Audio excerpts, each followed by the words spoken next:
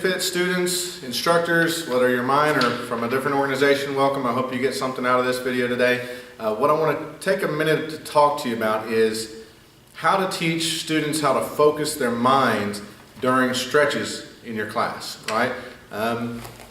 It's easy to use stretch time. I've done it before too as announcement time. Okay, while we're here stretching, let's talk about what's coming up here. We got tournament or testing or yada yada, something or other coming up here soon, and getting their mind off that. But they're really not going to get the most out of those stretches if they're not focused on what they need to be focused on during that time, if you're taking their mind somewhere else. So help them learn and draw their attention to when when you got stretching time coming in your class, that they need to be focused on the specific muscle groups that they're supposed to be stretching. Now, I've seen some instructors take this to the extreme. They're a little bit more, I don't know if I'd say brainy, neurological than I am, and they'll know all the muscle groups, the specific names for them and all that stuff, and how this one ties into that one and all that stuff, and they'll be able to try to explain that to a whole class.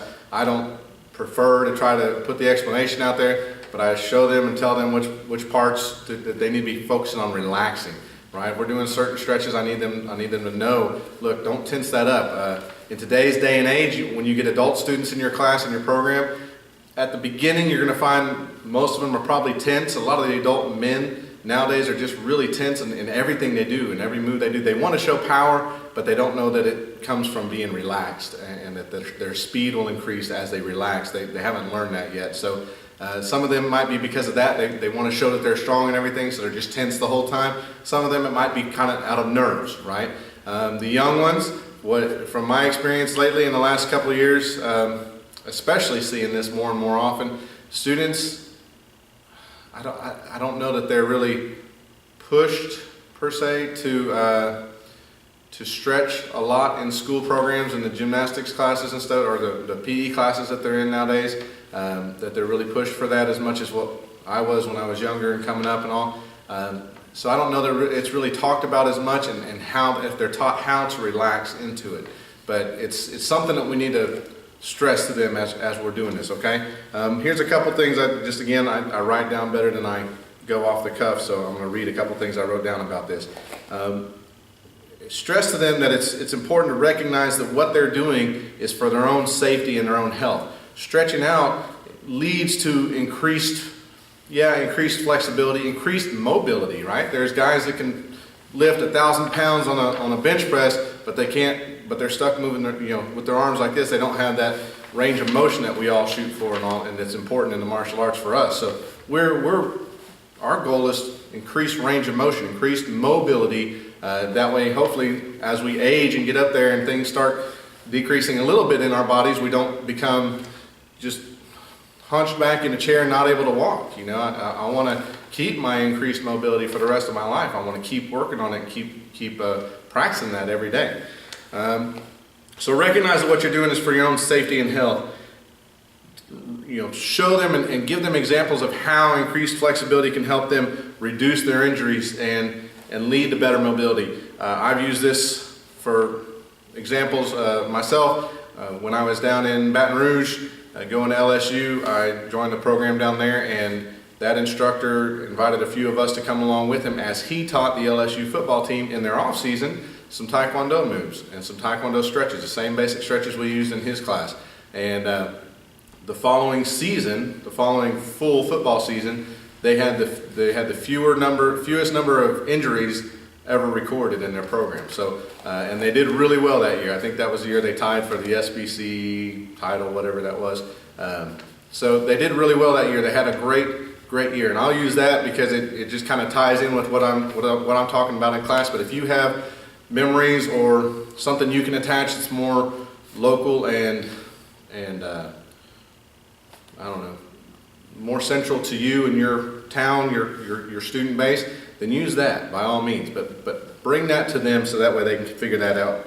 They can help kind of realize that, and you can give them that aha moment.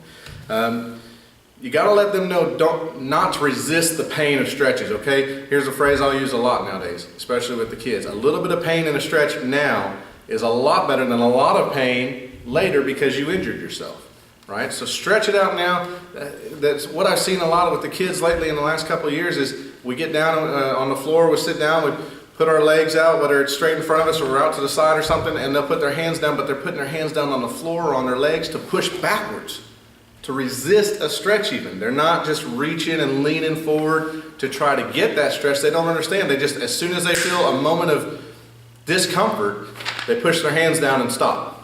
They don't want to go any further. So it's a challenge trying to get them past that, but you got to get them to realize a little bit of a soreness, a little bit of a discomfort in a stretch now is better than a lot of pain that you're going to feel if you pull one of those muscles while we're doing our stretch kicks, while we're doing our high head kicks or something like that. So we got to get that point across to them, okay? And then the last thing, just like all these other focus videos, would be try to find a life tie-in, a real life tie-in. So I gave an example of how the stretching helped the LSU football team. I use that, but not all these kids are going to be athletes that try to go at that level. But you can get that no pain, no gain concept across to them, okay?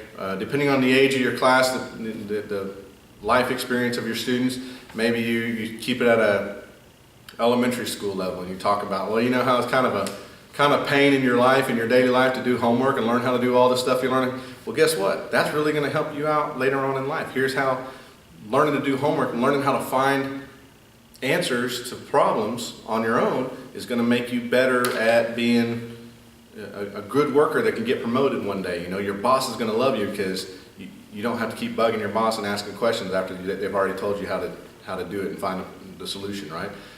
You got older kids, maybe you start talking about, well, how a little bit of heartache now, you know, you're going through boyfriends and girlfriends, and very rarely nowadays do people end up marrying their first girlfriend or boyfriend from junior high or elementary school or something like that. So those little bitty heartaches while you're going through it seems like a lot right now, but really that's making you tougher and stronger and helping you find out what exactly you want later on in life. So I don't know, you can find that, you can keep it out of the relationship aspect, find some other real life tie-in for them to understand not just stretches in general, but maybe how the no pain, no gain thing works, because a lot of students nowadays, if parents are opting to put their kids in your program, maybe they're not, maybe they're doing this instead of other sports. Maybe their kids haven't tried other sports yet, so they haven't learned some of those lessons that us coming from the older generation as we were growing up. I mean, I was just a general athlete. It wasn't that I was on teams and all that stuff so much. I did a little bit of that stuff too, but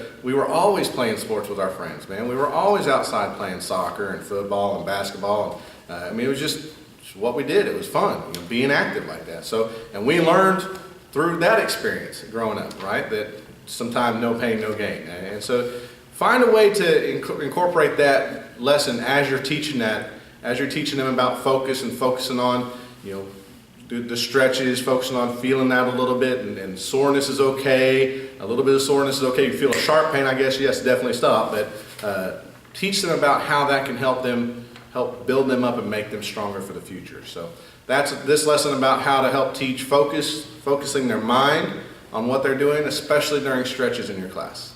Thanks. Hey there, I hope you enjoyed that video. If you'd like more information and find a little bit about our program and for more videos that we produce, please check out ninjafit.com, and there's ways for you on that page to follow us, friend us, subscribe to us. We got Facebook, Twitter, and LinkedIn and YouTube tabs on there, all for you to find more information about NinjaFit, our program a little bit, and more videos off our YouTube page and Facebook pages that we'll post on instructional things, how to. Some of it's going to be for, you know, how to for instructors, for our leadership students, and some of it's going to be how to basic things for some of our future students. So please check us out and enjoy.